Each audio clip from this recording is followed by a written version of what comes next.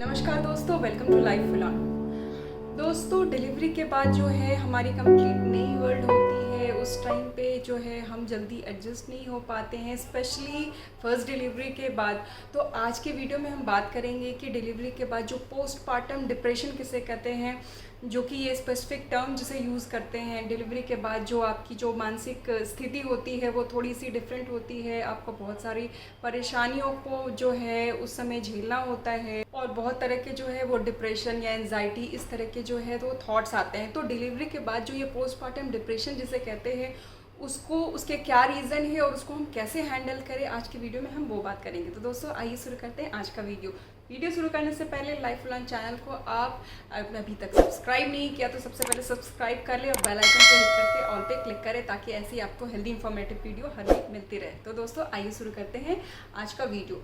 तो दोस्तों आज के वीडियो में हम जैसे बात कर रहे हैं कि ये जो पोस्टपार्टम डिप्रेशन जो टर्म होता है, जब आपकी डिलीवरी हो जाती है, आप नई मदर्स होती है, स्पेशली ये जो है मैंने देखा है, इवन मेरे साथ भी हुआ है कि जब मेरी फर्स्ट डिलीवरी हुई और मैं पहली बार जब माँ बनी तब मेरे साथ भी ऐसा हुआ, जो कि है ये पोस्टपार्टम डिप्रेशन का जो स्टेज था मेरे साथ। मुझे स्पेशली अच्छे से याद है कि उस टाइम पे जो है उस टाइम को काटना बहुत मुश्किल होता था। तो मैंने भी जो है अपनी फर्स्ट डिलीवरी के बाद वो पोस्टपार्टम डिप्रेशन वाली स्टेज से जो है मैंने गुजरा था।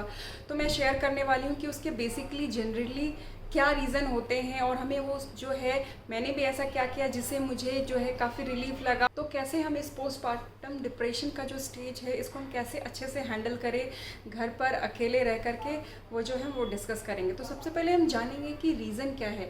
इसके बहुत सारे रीज़न हैं। सबसे पहले तो ये है कि डिलीवरी के बाद जो है आपका ऑलरेडी जो बॉडी होती है उसमें बहुत टायर्डनेस होती है। आप ऑलरेडी डिलीवरी, नॉर्मल डिलीवरी हो या फिर सी सेक्शन डिलीवरी हो, उसमें बहुत एग्जॉस्टनेस हो जाता है, बॉडी में बहुत वीकनेस होती है। तो वो रीज़न है, टायर्डनेस है, एग्जॉस्टनेस हो जाती है। उसके बाद उसके साथ साथ फिर क्या होता है कि बेबी भी नया होता है, तो बेबी के साथ उसकी बेबी के रूटीन जो है वो चलते हैं, तो आप ठीक से जो है स्लीप नहीं ले पाते हो, कब दिन में नहीं सो पाते हो, रात में पूरी नींद नहीं हो पाती है, इरेगुलर जो स्लीप होता है, रूटीन काफ़ी चेंज होता है। तो बेसिकली जो है डिलीवरी के बाद हार्मोन चेंजेस भी होते हैं। तो इस तरह से बहुत सारे जो है इमोशनल, फिज़िकल और मेंटल वो चेंजेस होते हैं उस दौरान।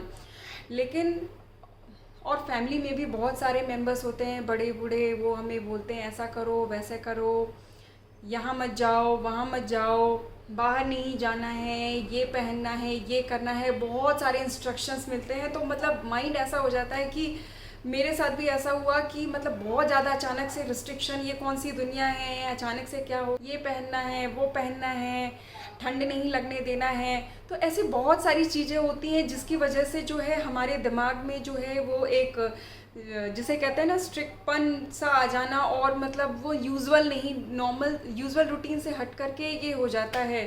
तो बाहर नहीं जाना है, ये नहीं करना है, वो नहीं करना है, ये कपड़े पहनना है, वो नहीं पहनना। तो इस तरह की बहुत सारी रिस्ट्रिक्शन लग जाती है। जो हमारा यूजुअल लाइफ स्टाइल होता है, जो यूजुअल रूटीन होती है, वो जो है उससे बिल्कुल हट करके जो है हमें ये सब सुनने को मिलता है, हमें करने को मिलता है और वो हमें करना होता है।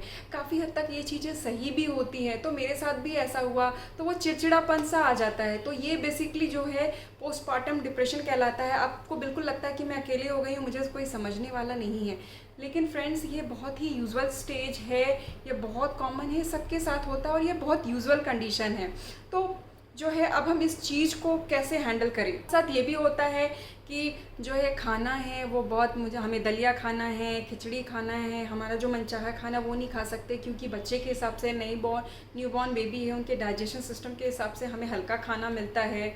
तो खाना भी अलग होता है। कभी कभी कुछ लोगों को ब्रेस्ट फीडिंग कराने में भी मुश्किल हो जाती है, क्योंकि इनिशियली बहुत सारे लोगों को ये जो है फर्स्ट डिलीवरी के बाद यूजुअली ये होता है, बेबी ठीक से सक नहीं कर पा रहा है, या अर्ली डिलीवरी हो गई है तो बेबी जो है वो ठीक से दूध नहीं पी पा रहा है, या तो फिर मिल्क का प्रोडक्शन अच्छे से नहीं हो रहा। तो इन सब वेरियस रीज़न से है जो कि आपको डिप्रेशन हो सकता है। तो फ्रेंड्स, अब हम जो है डिस्कस करेंगे कि हम किस तरह से इन चीज़ों को कोप अप करें। तो ये सारे रीज़न है डिप्रेशन के, लेकिन अब हम इनको कैसे हैंडल करें। तो फ्रेंड्स, मेरा जो पर्सनल एक्सपीरियंस था उसके हिसाब से मैं यही सजेस्ट करूँगी जिससे मुझे भी हेल्प हुआ। कि सबसे पहले तो इवन जो अभी ऑलरेडी प्रेग्नेंट है और अभी माँ बनने वाली हैं, अगर वो भी देख रहे हैं तो पहले से ही ये बात को अपने दिमाग में डाल ले कि ये जो स्टेज है हर मदर के साथ या मोस्टली मदर के साथ ये होता है, ये आता है यूजुअली फर्स्ट डिलीवरी में, क्योंकि सेकेंड डिलीवरी के बाद आपको पता होता है कि ऐसा होगा ही, आप ऑलरेडी प्रिपेयर रहते हो, इसलिए आप इजीली हैंडल कर सकते हो। तो यहाँ वो ट्रिक है।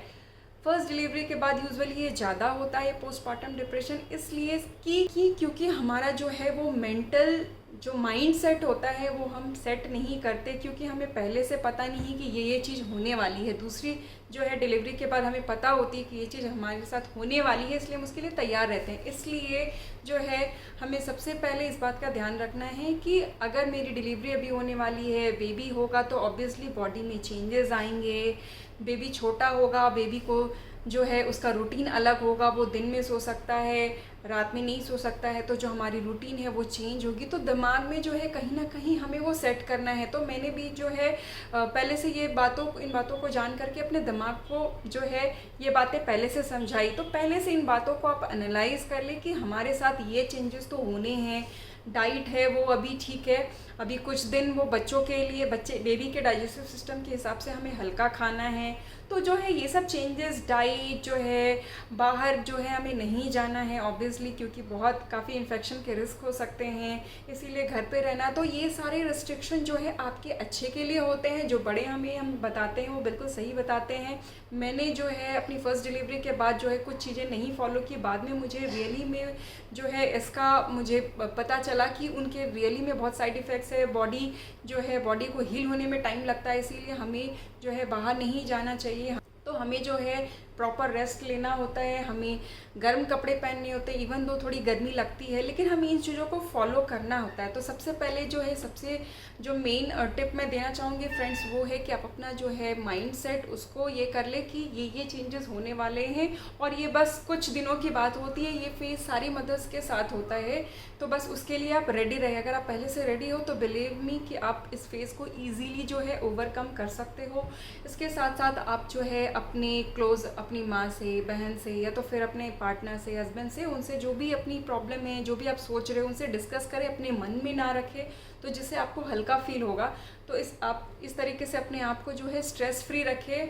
कोशिश करें कि जब भी आप सो सकते हो, बच्चे के अलावा आप अच्छे से सोए, जितना आप नैप ले सकते हो। बच्चा, ऑब्वियस सी बात है कि आप 7-8 घंटे नहीं सो सकते, लेकिन अगर आपको दिन में 15 मिनट, 20 मिनट या आधे घंटे बच्चा जब सो रहा हो तो उसके साथ आप ज़रूर नैप ले लें। बाकी काम जो है वो भी होते हैं, आई नो, बट जो है इम्पॉर्टेंट है कि आपकी बॉडी को रिकवर करना और जो है इस डिप्रेशन के फेज़ से हटना, इस डिप्रेशन के फेज़ से बाहर निकलना। उसके लिए आपको जो है प्रॉपर स्लीप की भी ज़रूरत होगी। तो जो है एक प्रॉपर स्लीप एक बहुत इंपॉर्टेंट है। जब भी आपको टाइम मिले, जैसे मिले, जो है वो आप नैप ले लें।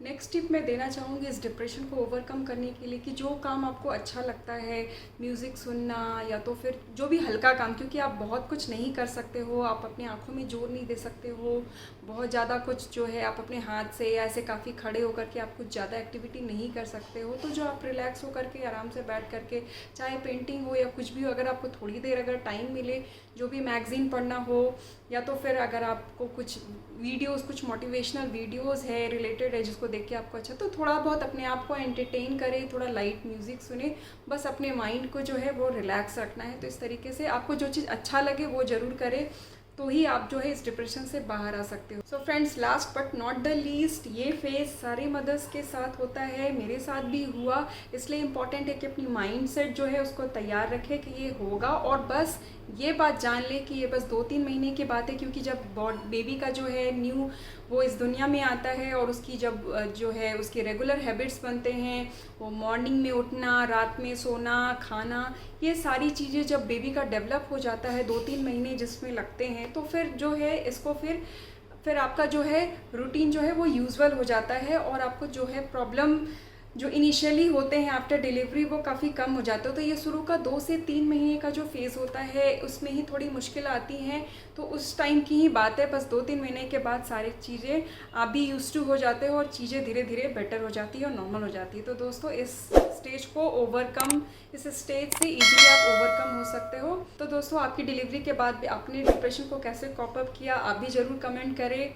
और अगर इससे रिलेटेड, डिलीवरी या प्रेगनेंसी से रिलेटेड कोई भी आपका क्वेश्चन हो तो आप यूट्यूब के कमेंट सेक्शन में कमेंट करें। आज के लिए बस इतना ही। Me Lakshmi Gupta signing off now. Take good care of your self, stay at home, stay safe, let's live life full on.